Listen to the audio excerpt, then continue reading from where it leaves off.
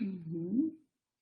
Então, bom dia a todos, a todas, né? Esse é um momento de que vamos compartilhar, né, de um trabalho de mais de um ano, né, de estudo, de reflexões. Então, eu vejo como um momento de importância, né, de felicidade até, né, porque a gente vê algo se concluindo e é um momento de banca que se faz mais, são contribuições, né, mesmo para que o trabalho possa ficar melhor ainda, que a gente possa depois fazer algo, né, em torno de publicação, ou enfim, até de continuidade, né. Então, quero agradecer a banca que se dispôs a ler o trabalho, né, a Gabriela, ao Márcio, depois quero, quando chamá-los para conversar, para fazer a arguição, eu apresento um pouquinho, né, melhor. Agradecer também a Denise Yates, que é psicóloga do nosso grupo de pesquisa, que também colaborou, né, como orientadora com a Valéria, ajudou bastante na análise, enfim, né, na parte do questionário, então ela deve estar aqui. Se ainda não, mas está chegando, ó, chegou. Também agradecer a Valéria, porque a gente também aprende muito nesse processo. Ela tem várias qualidades que nos ensinam muito, né? Então não é somente ela que aprendeu, mas a gente como orientador também, né? Agradecer as pessoas que estão aqui assistindo, né? E dizer então que ela tem agora de 10 a 15 minutos para apresentar o trabalho, e depois a gente chama então os membros da banca para fazer a sua arguição. Quando ao final da arguição, né, da Gabriela e do Márcio, a gente também vai passar para uma sala para fazer a avaliação. Então, só para lembrar que vai ter uma sala do próprio MConf, né, que a gente passa depois. Tá, Valéria? Passo a palavra para ti, então. Obrigada, professora. Bom dia, meu nome é Valéria de Pellegrin. Venho apresentar, então, meu trabalho de conclusão do curso de Fonoaudiologia da Universidade Federal do Rio Grande do Sul, intitulado Alfabetização durante o Ensino Remoto em Porto Alegre, região metropolitana, e minha orientadora foi a professora doutora Ana Paula Rigatti Scherer. Dou início dizendo que a alfabetização é a porta de entrada da vida escolar e do ensino formal de leitura e escrita. O processo de aprender a ler e escrever não é natural, uma vez que estamos diante de um sistema arbitrário, e por isso é necessário que haja um ensino formal para que as crianças consigam se desenvolver, e isso é geralmente realizado pela escola. Não é de hoje que a alfabetização no Brasil vem trazendo questões preocupantes. Sabemos que a maioria das escolas brasileiras apresenta como resultado uma defasagem muito grande na leitura e na escrita. Na busca de melhorar essa educação, criou-se, então, a Base Nacional Comum Curricular, BNCC, em 2017.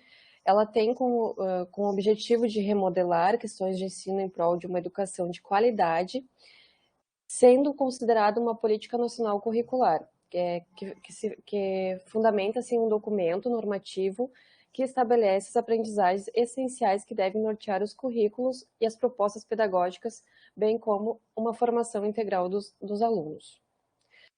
Ela também traz algumas capacidades e habilidades que são essenciais e que estão envolvidas no processo de alfabetização, como compreender diferenças entre escrita e outras formas gráficas, dominar as convenções gráficas, conhecer o alfabeto, compreender a natureza alfabética do nosso sistema de escrita, dominar as relações entre grafemas e fonemas, saber decodificar palavras e textos escritos, saber ler, reconhecendo globalmente as palavras e desenvolver, assim, fluência e rapidez de leitura.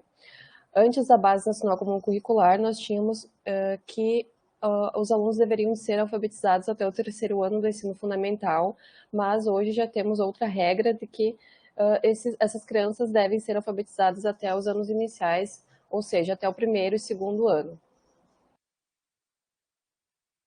Com a chegada da pandemia da Covid-19, o processo de aprendizagem tornou-se ainda mais desafiador. Foi necessário que as escolas fechassem para controlar, para conter, né, a expansão do vírus, e também foi necessário que os ensinos pudessem ser repensados, o sistema de ensino pudesse ser repensado e reorganizado. Desse modo, surgiu o ensino remoto. Trago uma citação de Santos, que ele destaca que a pandemia da Covid-19 é uma crise dentro da crise, que só veio agudizar e evidenciar o caos social que a precedia. O objetivo dessa pesquisa foi verificar como ocorreu o processo de alfabetização durante o ensino remoto de escolas públicas e privadas na cidade de Porto Alegre e região metropolitana no ano de 2020, bem como identificar a periodicidade e as formas de acesso ao ensino por alunos de escolas públicas e privadas, identificar os tipos de atividades que foram desenvolvidas, verificar como foi o aproveitamento dos alunos de primeiro e segundo ano de ambas instituições, refletir a partir dos resultados estatísticos sobre a relação entre a alfabetização na cidade de Porto Alegre e sua região com a BNCC, e, por último, não menos importante, refletir como que a área da fonoaudiologia educacional pode contribuir no processo de alfabetização desses alunos durante o ensino remoto.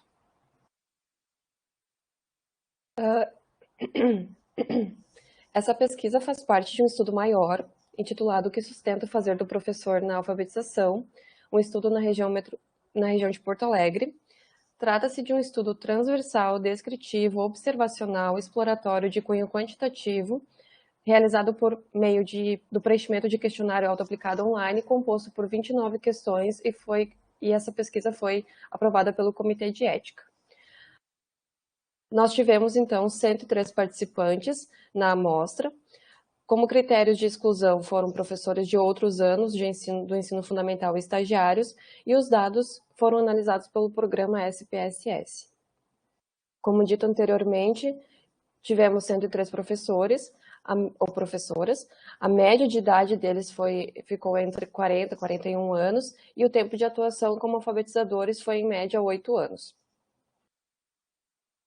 Quanto à formação inicial, a maioria dos professores são formados em pedagogia, psicopedagogia, a maioria disseram ter especialização.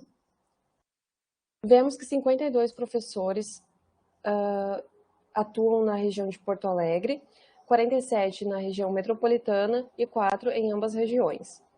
Além disso, vemos que, quanto aos tipos de instituição, 73 professores atuam nas escolas públicas, 21 nas escolas privadas e 9 em ambas.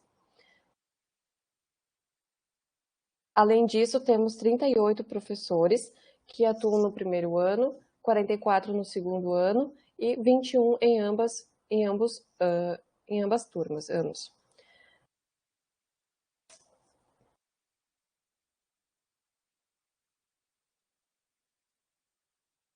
Os professores também, além disso, os professores que atuam em escolas públicas apresentaram significativamente maior tempo de ensino remoto assíncrono em comparação com os professores de escolas privadas, que tiveram mais tempo de aula remota síncrona. Os professores de escola pública realizaram algumas vezes atividades síncronas com um percentual de aulas síncronas abaixo de 40%, principalmente devido à pandemia, principalmente devido à dificuldade, de acesso desses alunos, e realizaram mais a impressão das atividades para os alunos. Do contrário, vemos que os professores das escolas privadas, eles tiveram aulas síncronas praticamente todos os dias, com percentagem de participação da turma nas aulas síncronas de 70% a 100%. Apenas 9 de 29 professores disseram terem tido dificuldade de acesso e utilizaram o e-mail para enviar as atividades aos alunos que não acompanharam as aulas síncronas.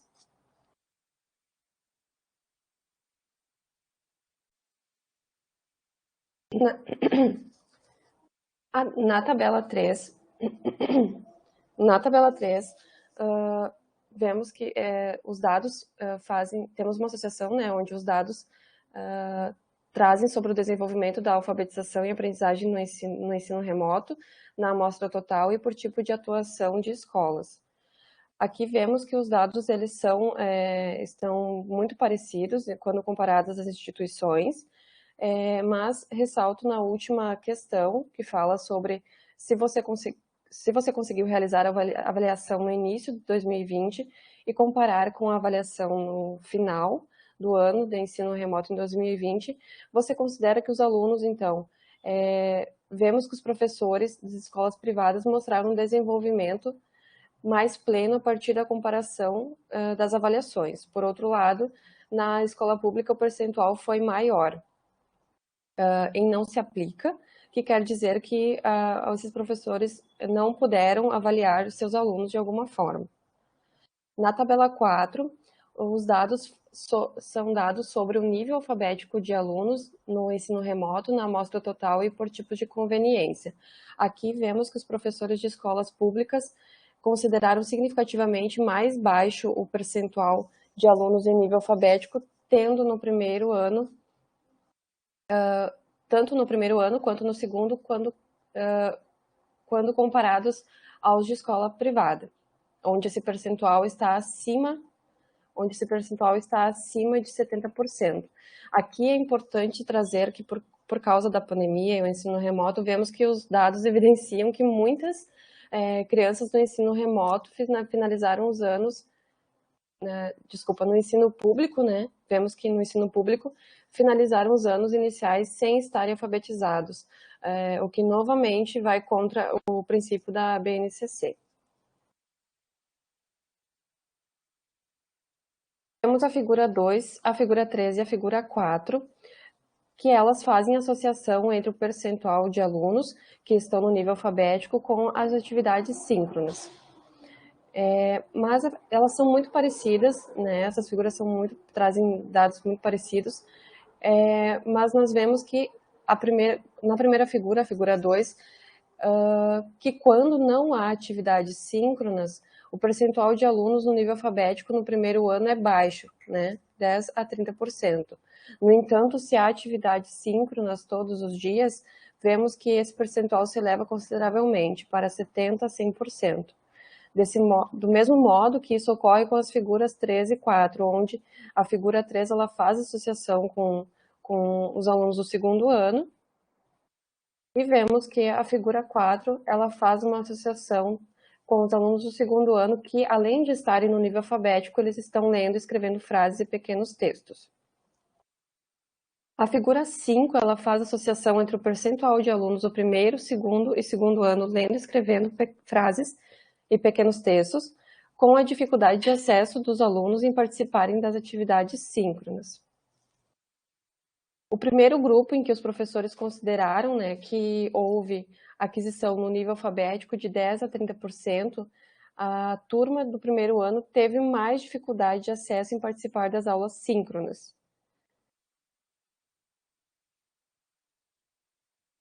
Nos grupos 2 e 3, né, percebe-se que as turmas do segundo ano apresentaram maior dificuldade de acesso também.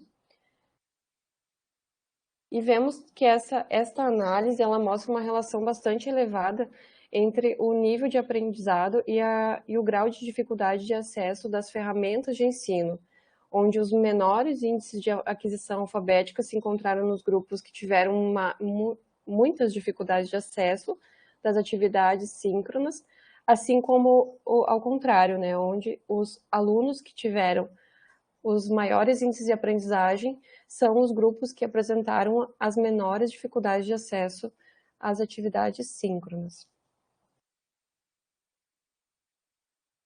Com base em todos os resultados, concluímos que o peso das atividades síncronas fez diferença na aprendizagem dos alunos, que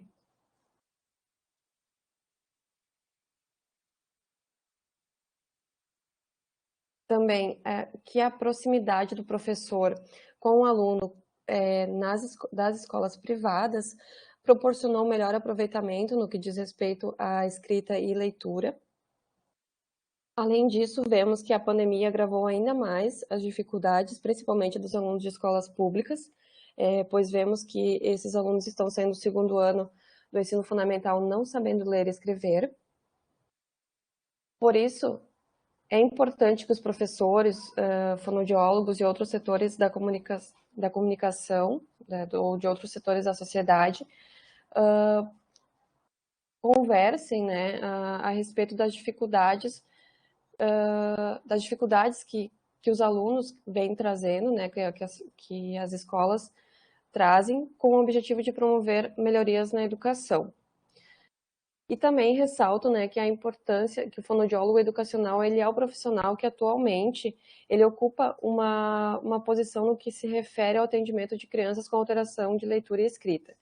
Portanto, acho que ele tem muito a contribuir, apoiar os professores e alunos, agregando conhecimento, discutindo estratégias que favoreçam o processo de alfabetização, principalmente no momento atual, né, em que estamos vivendo,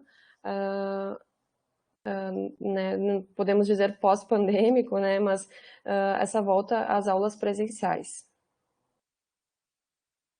Sugiro que seja feita uma avaliação para ver o progresso dos alunos na retomada das aulas, que também estipular objetivos claros de ensino e atividades que contemplem uma ação mais sistemática, visando uma alfabetização mais consistente, e, por fim, que seja analisada ou buscada o que foi proveitoso no ensino remoto para que possa ser utilizado como uma ferramenta para auxiliar essas crianças que estão com essa dificuldade no que se refere à alfabetização.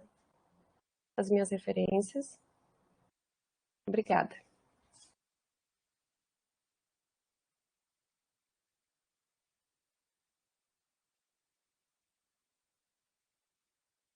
Certo, então, obrigada, Valéria.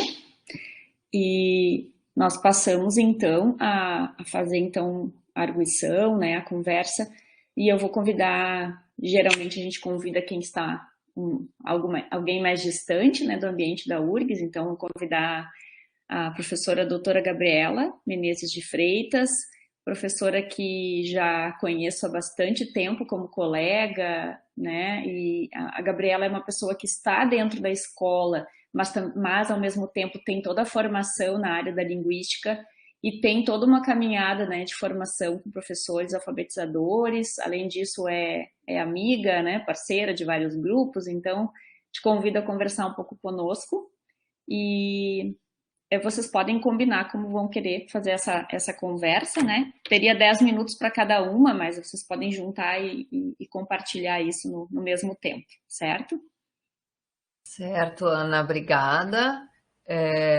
Em primeiro lugar, eu quero agradecer o convite, né? O convite da Ana Paula e da Valéria para fazer parte desse momento de troca mesmo, assim, de conversa sobre o trabalho da Valéria, né? Então, sempre é muito bom eu poder ler trabalhos da fonoaudiologia, da URGS, que se preocupa tanto com a educação, né? E que se preocupa não só com a saúde das nossas crianças, mas com a saúde e com a educação das nossas crianças, e para nós isso é fundamental. Eu vou fazer, Valéria, algumas observações com relação ao teu trabalho, tá? E em alguns momentinhos, assim, alguma pergunta que não ficou muito clara e tal, que tu pode, se tu quiser, me interromper e falar. Eu acho que fica mais produtivo a gente fazer assim do que uma coisa formal, assim, não é para ser uma arguição formal e, né, quero que tu fique bem à vontade para me interromper se for preciso, tá? Então, primeiro eu quero te parabenizar, Valéria, pelo teu trabalho, a ti e a tua orientadora, né, que trouxe uma quantidade grande de dados, né? Eu sei que deve ter sido bastante difícil compilar e colocar no papel essa quantidade de dados que tu tiveste com a tua pesquisa, né? Mas é um assunto novo, importantíssimo. Nós vivenciamos algo nunca imaginado na educação, né? Nós tivemos que lidar com essa dificuldade dentro das escolas públicas, principalmente, com o fato de não termos mais o contato professor-aluno, né? E depois, após ler o teu trabalho, eu pensei, e agora vendo a tua apresentação, eu pensei, que bom que nós temos como conclusão, uma das conclusões, que o professor realmente é importante, né? Que não adianta só nós termos as ferramentas e não termos esse contato professor-aluno, que nos anos iniciais, então, isso é primordial, né? Então, vou fazer pequenas considerações, depois de te parabenizar pelo teu trabalho, pela tua empreitada. Eu acho que os TCCs, eu tenho lido alguns nos últimos tempos da fonoaudiologia, não só da URGS, e eles cada vez têm tido mais esse caráter científico e sério, né, de concluir uma caminhada de graduação, já olhando para essa questão da importância da pesquisa. Então, isso realmente é muito, muito louvável dentro da fonoaudiologia. Vou começar pelo teu resumo, tá, Valéria? Vou pedir para que tu cuide um pouquinho na revisão, tem algumas frases muito longas em que a gente perde um pouco o sentido, tá? Então, uma revisada, tu olhando depois de fora, depois de passar esse sufoco da apresentação do trabalho, dá uma olhadinha, só um cuidado de algumas frases que estão muito longas, certo? Para que fique mais definido o que realmente tu quer dizer. Tá? Lá no resumo e ao longo do texto, eu acho que essa tua definição de primeiro, segundo e segundo fica assim, primeiro, vírgula, segundo e segundo ano. Logo que eu li, me deu um nó na cabeça do como assim são 2 segundos anos. Então, eu só fui na introdução, isso não está explícito, o que é esse segundo e segundo ano, tá? Eu fui entender mais para frente, então acho que vale a pena tu retomar isso aqui, aliás, tu deixar claro na introdução o que quer dizer esse segundo e segundo ano, certo? Porque lá na introdução me surgiu uma dúvida, eu fiquei pensando assim, bom, no resumo está dito que o percentual de alfabéticos é baixo, mas aí tu fala em lendo e escrevendo frases, aí eu fiquei meio perdida, assim, como assim são... os alunos, eles estão lendo e escrevendo frases, então acho que precisam olhar ali no resumo ao longo do texto, depois tu vai falar um pouco mais sobre isso e a gente começa a entender melhor, tá? Ainda no resumo, tu diz assim, abre aspas, o processo de alfabetização deve encerrar no segundo ano. E no resumo não está dito quem falou isso. Aqui na tua apresentação, lindamente, tu esclareceste que no PNA a gente falava em 3 anos, a BNCC traz para 2 anos. Então, cabe aqui referenciar no resumo. Segundo a BNCC, a gente espera agora que a alfabetização se concretize até o segundo ano, tá? Uma pinceladinha na introdução vai fazer a diferença, na introdução não, desculpe, no resumo, vai fazer a diferença no teu trabalho. Com relação à introdução, eu preciso te dar os parabéns pelas notas de rodapé. Tá? O que faltou lá no resumo de explicação aqui está muito bem feito com essas notas de rodapé. Na página 20, aí tu trazes o PNA, né? Que aí diz, então, que é o que ficou faltando lá no resumo, né? Que o PNA previa esses 3 anos e agora isso muda. Eu tenho uma observação para te fazer, para contribuição, assim, que na tua introdução tu fala que existe 24% de reprovação no 3º ano nas escolas públicas. E aí eu quero só te colocar que isso acontece porque a escola pública pode reprovar no 3º ano. E aí existe ainda uma grande parte de professores que acham que é mais saudável para a criança ficar ainda nesse bloco de alfabetização, porque ainda a gente tem essa visão de que os 3 primeiros anos eles fazem parte desse bloco de alfabetização. Então, por isso essa incidência de reprovação no 3º ano, porque é quando a gente tinha, não sei como vai ser agora daqui para frente, né, essa autorização para que se mantivesse aluno no 3º ano. Tá? Na página 24 tem alguma questãozinha ali que eu acho que tu repetiste mais de uma vez, construção do sistema alfabético e ortográfico, depois tu dá uma olhadinha naquela tabelinha que aparece ali, tá? Mas isso é só uma observação minha. E eu vou te dizer que eu impliquei com o primeiro parágrafo após esse quadro, tá? Por que isso, Valéria? Porque tu diz assim, ó, por meio da capacidade de codificação e decodificação dos sons da língua em material gráfico, ocorre a formação da chamada consciência fonológica.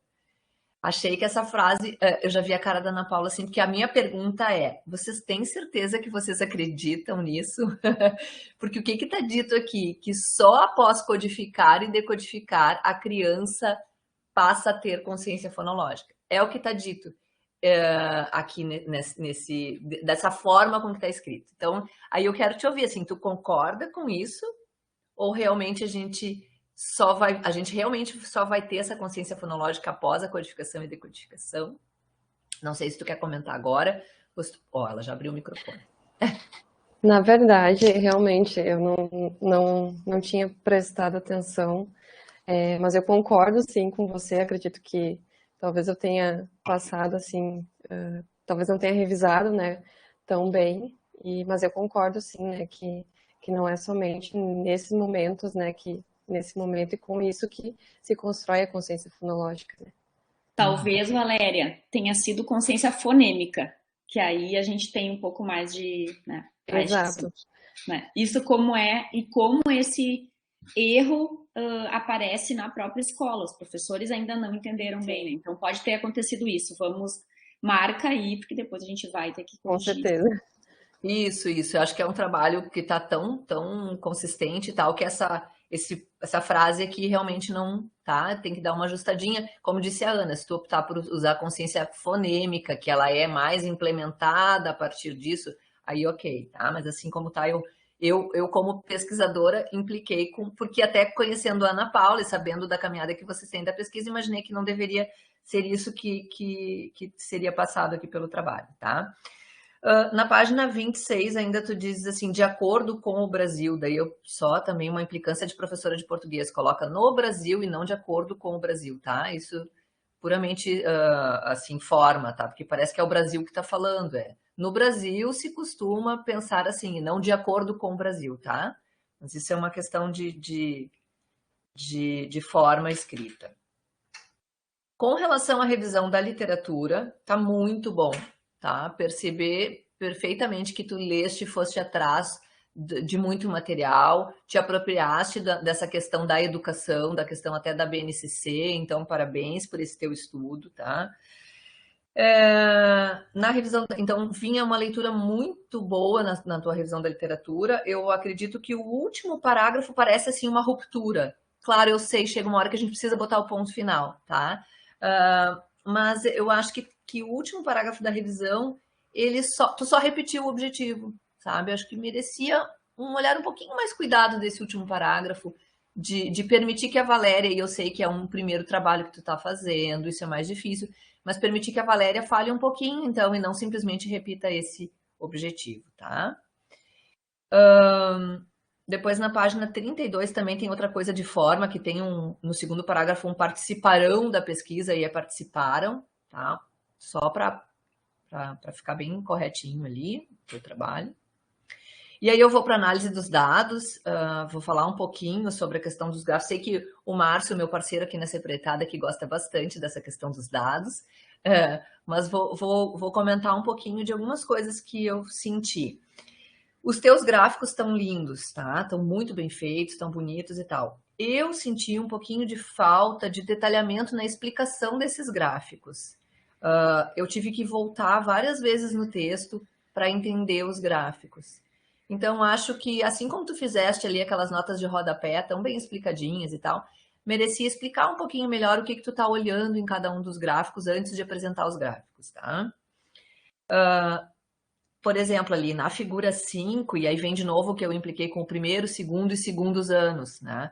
Essa diferenciação, ela ainda não está bem estabelecida, então acho que merece, antes do gráfico, tu explicar o que tu queres dizer com esses segundos e segundos anos, tá? E eu sugiro que tu ilustre com a questão 29 do instrumento. Porque a questão 29 do instrumento que vocês utilizaram é justamente o que justifica esses segundos e segundos anos, tá, Valéria? Aí na página 44, tu dizes assim, aquisição do nível alfabético, e eu impliquei de novo com esse termo, de novo não, é uma implicância minha com termos, tá? O aquisição alfabética, do nível alfabeto. Eu acho inadequado, eu acho mais adequado tu usar assim, o aluno atingiu o nível alfabético, alcançou o nível alfabético do que adquiriu, certo? Depois tu conversa com a Ana Paula, ver se vocês concordam comigo, se não, o trabalho, né, é de vocês. Para eu terminar aqui, para a gente finalizar um pouco, eu não me alongar muito nas minhas observações, eu vou dizer que, assim como eu elogiei muito essa tua questão desse teu mergulho na educação, eu senti os fonoaudiólogos um pouquinho abandonados ao longo do trabalho, tá? O teu objetivo 5 era refletir sobre o papel dos fonoaudiólogos na escola. E eu senti falta. Eu achei que esse assunto ele voltou só na conclusão. Então, no último parágrafo somente, é que a Valéria falou sobre os fonoaudiólogos. Daí eu senti mesmo que tu conseguiu ali colocar o que tu estavas pensando sobre a importância do fonoaudiólogo na escola. E aí eu fiquei com gostinho de quero mais, assim, eu queria ter ouvido mais, ter lido mais sobre esse assunto, tá? Agora, na tua apresentação, tu trouxeste sugestões e eu acho que isso seria fundamental de estar, então, no trabalho. Então, como as sugestões estão aqui nessas slides que tu apresentaste, eu sugiro que tu coloques ali e fale um pouquinho mais sobre o fonoaudiólogo. Senti os fonoaudiólogos meio abandonados. E aí eu te pergunto, né, diante das dificuldades da escola, disso tudo que nós passamos com relação à pandemia, qual é a tua opinião, ao teu ver, né? O que o fonoaudiólogo pode contribuir na escola, principalmente na escola pública? Tá, Valéria, quero te ouvir um pouquinho mais, apesar de ter visto as tuas sugestões ali ao final. Então, termino novamente parabenizando vocês duas e querendo te ouvir um pouquinho mais sobre a questão dos fonoaudiólogos na escola. Certo.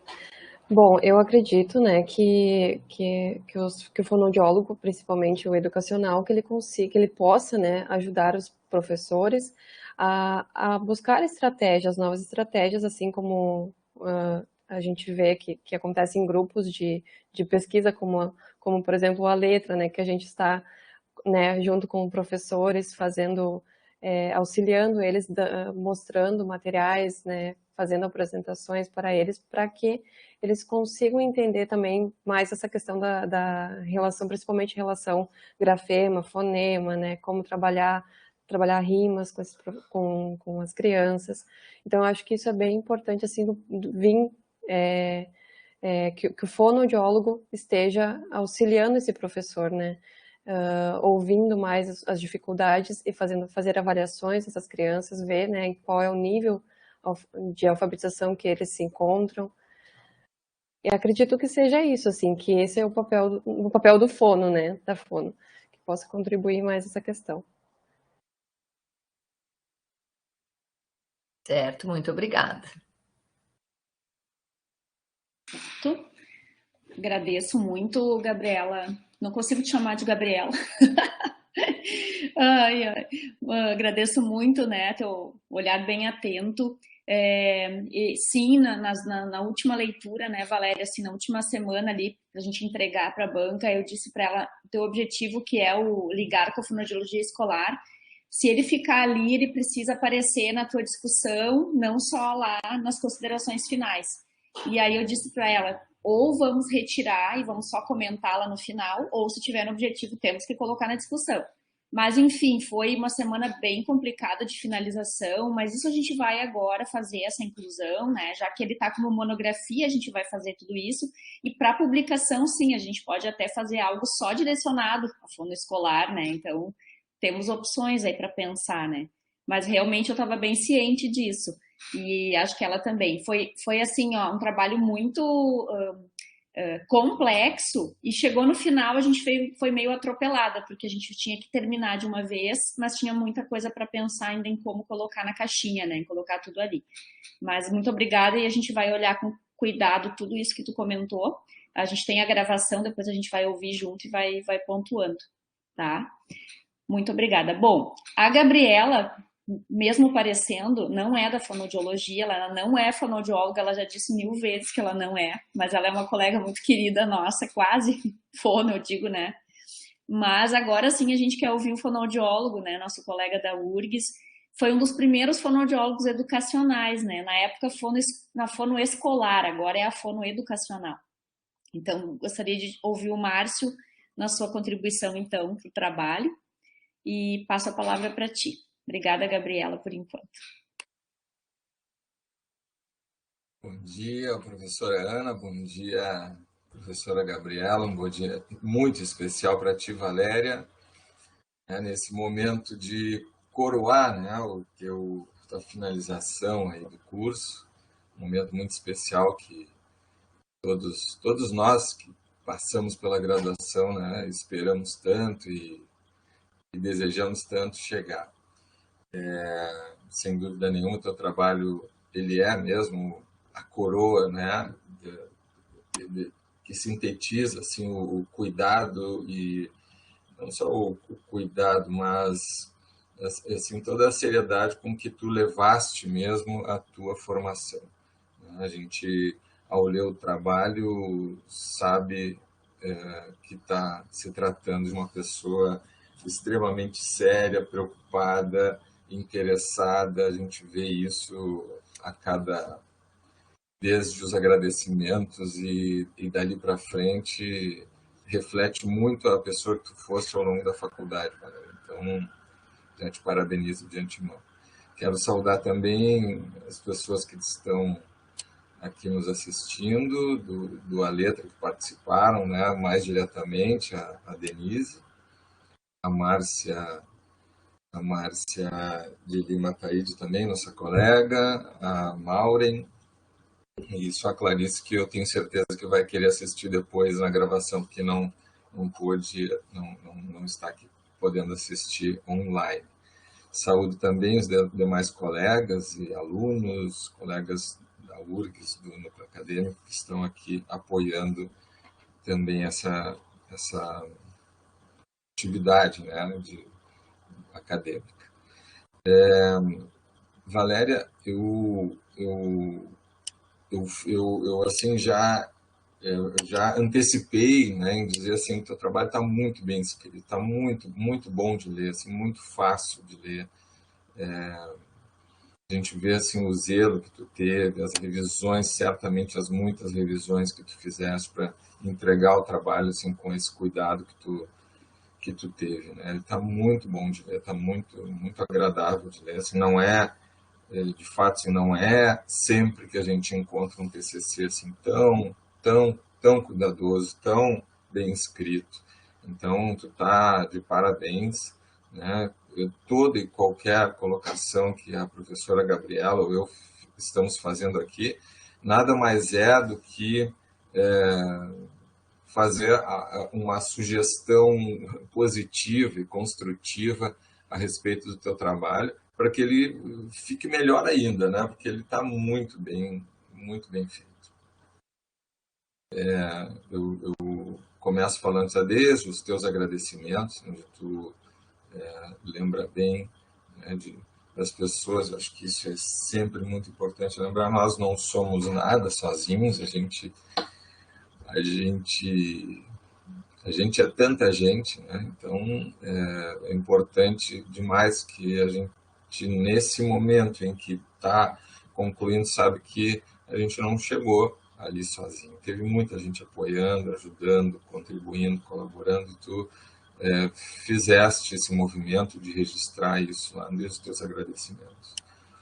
Depois, essas questões da professora Gabriela eu não vou retomar, assim, muitas delas já estão ditas, então, que eu tinha anotado também. Eu vou tentar ser assim direto em algumas questões. Eu concordo com vocês, eu sei que a professora, a orientadora, já falou agora também, precedendo a minha fala, no sentido de que talvez seja interessante retirar dos objetivos o último objetivo, porque ele não é assim explorado como pesquisa, né? Não está sendo explorado. Eu acho que ele entra lá nas tuas considerações finais, né? Te apropriando do fato de ser fonoaudióloga ou de estar, né, aí colando grau, né, proximamente, né? Pelo fato de estar fazendo um TCC dentro da fonoaudiologia, eu acho que tu traz essa reflexão, sem dúvida, para a fonoaudiologia. Mas eu acho que, como objetivo de pesquisa, ele não foi explorado, né? Eu acho que dá para pensar por aí. Agora, claro, se tu queres deixá-lo como objetivo, talvez tenha que trabalhar um pouco mais na discussão, trazendo outros elementos que possam justificá-lo mesmo como objetivo do teu trabalho.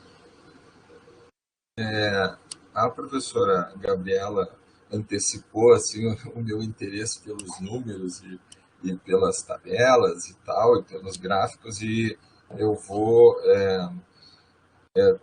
primeiro já corroborar com a fala da professora Gabriela de que primeiro, segundo, lendo, escrevendo, não ficou legal do jeito que está, porque ele atrapalha a leitura. A gente tem um princípio da estatística que é o seguinte: todo gráfico, toda tabela, ela tem que ser autoexplicativo. Eu tenho que olhar para ele, eu tenho que estar enxergando o que tu quer dizer. Então, há que se colocassem de forma muito didática por que tu está separando em 3 grupos. Né, isso. Falta, por exemplo, eu vou falar primeiro das figuras, falta, que é onde está isso acontecendo, falta, inclusive, falar que está usando a amostra de público e privado, está utilizando... tem que estar claro, inclusive no próprio título da figura, isso. Se tu está usando a amostra total, né? Então, são questões que quem está de fora e vai ler, né? E isso é importante. A professora Ana Paula teve todo o cuidado, que eu não participei das reuniões onde isso foi feito, essas discussões foram feitas, justamente porque eu poderia depois dar uma contribuição, né, não envolvido com isso. Mas, de fato, eu sinto que as figuras são extremamente relevantes, o que está ali é extremamente importante. Veja, toda a tua pesquisa, ela tem uma relevância histórica, porque o que tu está registrando hoje é algo que vai marcar e que vai subsidiar, inclusive, discussões, né, históricas a respeito desse processo que a gente viveu, né, e ainda estamos aí nessa finalização, né, da pandemia. Mas o que aconteceu e o impacto que teve sobre a alfabetização, especialmente sobre as crianças nesse primeiro e segundo ano de alfabetização, que eu não tenho dúvida nenhuma que foram os maiores prejudicados. Todos fomos, mas assim, nenhuma dúvida de que as crianças de primeiro e segundo ano foram os maiores prejudicados. As tuas conclusões são totalmente nessa linha. O professor, ele é essencial, é uma mediação que não é substituível, né? Só é substituível para aquelas famílias e aquelas pessoas que já fazem homeschooling, têm esse princípio de vida e se preparam para isso, né? E aí os seus filhos também. Agora, no geral, né, a gente não tem, se a gente for pensar, é uma exceção a família que opta por homeschooling. Então, nós estamos falando desse público majoritário, né, e que dificilmente a família consegue dar apoio. Acho que nós que estamos ligados à educação de alguma forma, esse período de alfabetização, ao longo desse período, fomos muitas vezes questionados por amigos, conhecidos, parentes a respeito do que estava acontecendo quando eles tinham filhos nessa fase de alfabetização. O que eu faço era uma situação muito complicada, né? Porque não é simples, e a mediação do professor é fundamental, essencial nesse processo. Então, todas aquelas figuras ali, elas vão referendar isso, elas vão referendar essa reflexão. Então eu penso que talvez a gente deva repensar assim, os elementos que tu colocaste, como colocaste, talvez colocar algumas informações a mais, né, nessas figuras, né, que são gráficos, né, para que eles fiquem mais autoexplicativos. Tá? Da mesma forma, Valéria, as tabelas, eu vou te dar uma das questões que faltaram nas tabelas, qual o teste que foi utilizado. Nenhuma das tabelas diz qual teste, só. Então, isso é importante, porque eu preciso saber qual teste que foi utilizado ali para poder pensar a respeito dos dados. E tem uma outra coisa, como uniformizar, por exemplo, a linha que está utilizando o P. Então, são coisas que tu não sabe se aquele P está representando o que ali. São questões técnicas, assim, mas são fáceis de resolver. Tá? Nas tabelas eu vi menos problema. Eu acho que as figuras vão exigir um pouco mais de tempo, né, para que se debruce e se possa pensar como ela vai expressar de forma autoexplicativa, né, o teu trabalho. Inclusive, na própria introdução às figuras, que talvez seja um momento essencial que tu explique por que primeiro, segundo e segundo lendo, escrevendo, né? Ali fala, por exemplo, tu só fala e depois que vê as figuras e segue lendo, é que a gente vai entender que tu tá te referindo que tu tá trazendo ali informações que deram significância estatística. Tá? Então, lá, antes das figuras, tu fala assim, levantamento estatístico significativo, mas tu fala de um jeito tão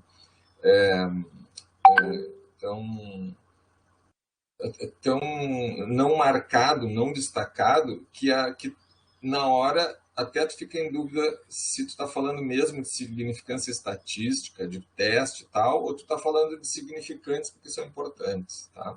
Então, eu daria um pouquinho mais de destaque ali apontando a questão do primeiro, segundo e segundo, e quando fosse assim, destacasse isso, que estão sendo colocados outros dados que tiveram significância estatísticas na análise que foi feita, tará, tará, tará. Então, para que a pessoa, quando está lendo ali, ela entenda, bom, então tem mais resultados com significância estatística e agora ela vai me apresentar esses resultados. E acho, inclusive, já que tu aponta a significância estatística, que essa significância também possa estar no gráfico, tá? Numa legenda, alguma coisa, porque aí vai dar mais sustentação para o que tu está dizendo. Né? E isso é importante porque, assim, ó, numa passada rápida, quando tu olha a associação no gráfico, eu, por exemplo, olhei a associação e já fiquei pensando, mas a associação ela teria que estar falando de um teste estatístico para poder apontar a associação. E do jeito que está, dá a impressão de que tu está fazendo uma estatística descritiva e não uma estatística inferencial. E tem que desfazer essa ideia, tem que, de alguma forma, mostrar melhor. Eu estou mostrando um gráfico, mas isso aqui é estatística inferencial. Eu estou cruzando variáveis, eu estou querendo mostrar que existe associação de variáveis. Está o termo associação ali, ok, mas acho que dá para destacar mais, que isso vai valorizar mais ainda o resultado e vai dar mais até poder, sustentação para aquilo que depois tu leva para as conclusões. Tá? Então, essas são... deixa eu ver se tem mais alguma questão. Não, essas são assim, as minhas considerações, né? Algumas, como eu falei, a professora Gabriela já tinha colocado ao longo do texto, então eu já me entendo satisfeito ali, em função disso. Tá? Gabriela, perdão, Valéria, eu te pergunto assim, como que tu entendes que o fonoaudiólogo, não necessariamente dentro da escola, poderá contribuir com essa defasagem que vai ficar agora nesse período? Como é que o fonoaudiólogo vai poder contribuir? Não precisa estar trabalhando na escola, mas ele sendo chamado por uma família, né, o que tu entendes que ele vai poder contribuir? Eu acredito, né, que a gente precisa fazer uma avaliação, né, uma triagem para ver como é que essa criança está, né, para ver aonde que está a dificuldade dela, né, qual é a maior dificuldade que ela vem enfrentando, se ela já conseguiu, se ela sabe o nome das letras, né, a questão gráfica também, se ela consegue fazer essa relação, né, de letra, som. Então, eu acho que primeiro de tudo tem que olhar para ver onde é que a criança tem mais dificuldade, né? A partir daí a gente já consegue, né, traçar uma rota assim para saber o que fazer com ela, né? E fora, né, penso assim também que fazer pesquisa, né? Acredito que fazer pesquisa e buscar, né, fazer mais trabalhos, né, como essa minha pesquisa, ou dar continuidade a isso também possa auxiliar os outros profissionais, né, outros colegas da fonoaudiologia para que, né, seja mais efetivo, né, o processo de alfabetização das crianças se dê de forma mais efetiva. E aos professores convidar que participem das atividades do Aletra. Com certeza. Obrigada pelo marketing. Ai, Agradeço o convite, agradeço então a possibilidade de colaborar no trabalho, no teu trabalho, Valéria, Ana Paula e demais colegas da Aletra. certo. Muito obrigada, Márcio. Com certeza vamos baixar a cabeça, né, Valéria, e pensar junto. Também levar para o grupo de pesquisa isso, porque o trabalho da Valéria é resultado do grupo de pesquisa. A letra não é só extensão, ele agora é grupo de pesquisa também. Então a gente com certeza vai levar lá para que tenha contribuições para nós seguirmos, né, também até para correção, para publicação, né, desses dados. Então, quero agradecer bastante aos dois membros da banca e pedir para o João se ele abre para nós uma sala que a gente vai se afastar bem rapidinho para conversar um pouquinho sobre o conceito. Todos ficam aqui na sala, né? Inclusive a Valéria e os convidados, e a gente vai e volta rapidinho. Tá, tô abrindo aqui, professor. Tá bom.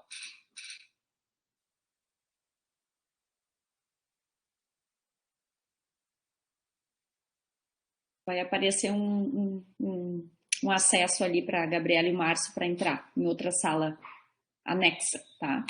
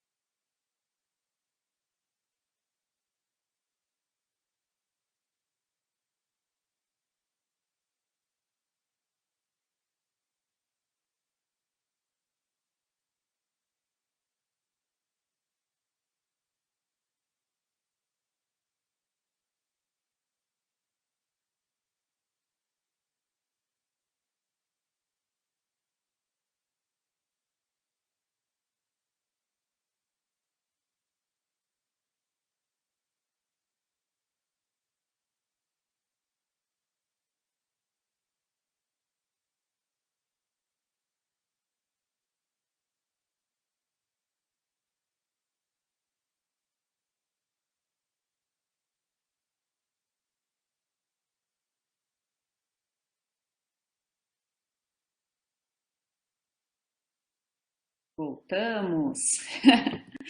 Certo. Então, eu vou fazer a leitura da ata agora e depois a gente faz as conversas finais. Todos me ouvindo? Tá. Na presente data...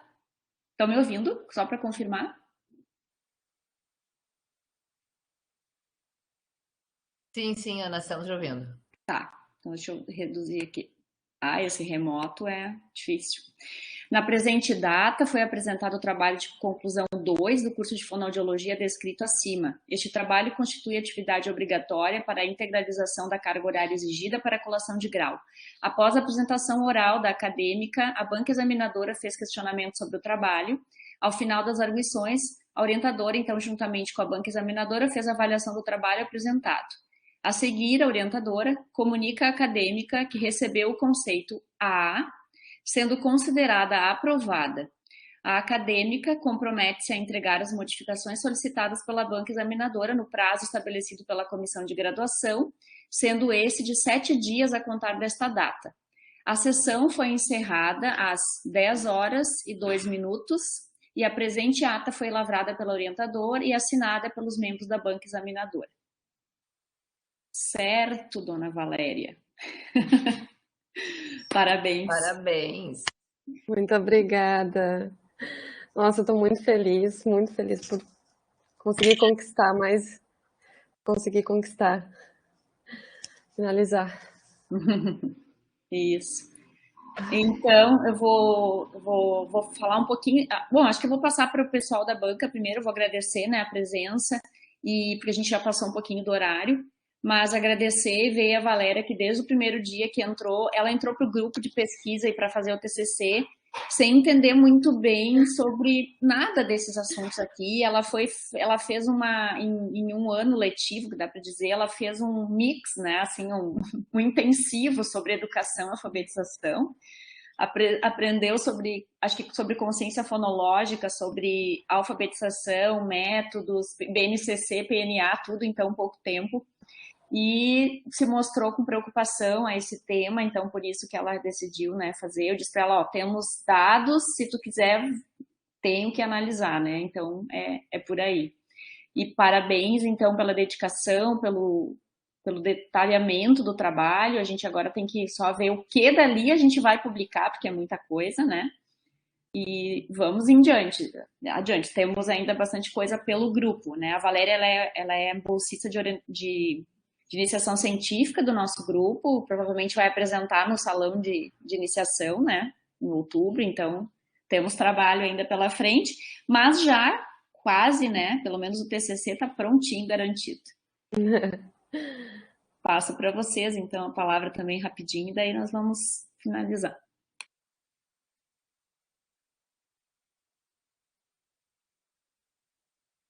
Olha, os dois esperando. Eu sou a intrusa, então eu falo primeiro. Valéria, parabéns. Acho que a gente vai continuar ainda se vendo nos nossos estudos, né? E realmente é um primeiro caminho nessa área da pesquisa, da ciência, e tu tem total capacidade para continuar de uma forma brilhante, porque tu és uma pessoa muito assim, eu vejo pelo que não te conheço pessoalmente, te conheço só pelas nossas reuniões, assim, não conheço de perto, vamos dizer assim, né? Mas pela questão do trabalho, eu vejo a seriedade com que tu levaste as questões e te desejo muito sucesso. Muito obrigada também pelo convite de estar aqui participando desse momento importante na tua vida. Obrigada. Também parabenizo, Valéria, pelo teu trabalho, pelo teu esforço. Acho que na minha introdução lá eu já falei bastante, né, o quanto ele reflete a tua seriedade, e eu tenho certeza que tu serás uma colega da qual a gente vai se orgulhar muito e ainda vai assistir muita coisa que tu vai nos ensinar. Parabéns. Muito obrigada. Posso fazer os agradecimentos? Agora é contigo, finaliza. Bom, então, primeiramente, assim, eu quero agradecer muito à professora Ana Paula por ter me ajudado, né, nessa empreitada, e também quero agradecer a banca, né, todas as contribuições que vocês trouxeram para melhorar esse trabalho. Também quero agradecer a Letra, né, os integrantes da pesquisa, que foram a Denise, a Clarice, a Márcia e todos que estão aqui, né, prestigiando a apresentação. Estou muito feliz. Muito obrigada a todos. Certo, então. Vamos fazer uma fotinho rápida. Eu já tirei uma, mas agora todo mundo a postos. E aí depois a gente encerra. 1, 2, 3. Feito. Depois eu mando ali para o grupo e para a Valéria. Então, agradecemos a todos e seguimos assim para os alunos que estão, né, assistindo, enfim, fazendo um marketing aqui, né, de quem tem vontade de estudar esse tema, né. Estamos sempre abertos à entrada de membros, né, de bolsistas voluntários para estudar com a gente, né, nas sextas de manhã. Muito obrigado de novo, obrigada, João, também. A Denise saiu um pouquinho antes, mas agradeceu já lá no nosso grupo, né, que ela também foi... Atualmente a gente não pode ter co-orientadores, então a gente acaba não colocando, mas ela teve uma orientação bem importante. Certo? Eu agradeço a todos e um bom dia. Então, vemos numa próxima. Até semana que vem.